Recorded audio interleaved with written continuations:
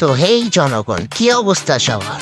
আবারও এসে পড়লাম 2025 শ্রী শ্রী মা রক্ষাকালী মহাপূজার উৎসব নিয়ে। তো আগামী 11 জানুয়ারি থেকে আমাদের সংগঠন অনুষ্ঠানটি শুরু হতে যাচ্ছে। 14 15 তারিখ দুদিন কিন্তু ভরপুর ডিজে রয়েছে।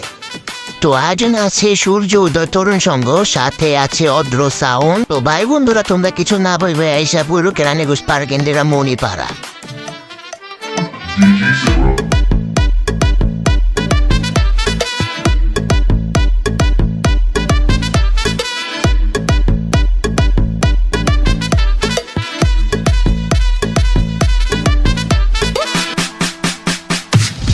Thank you.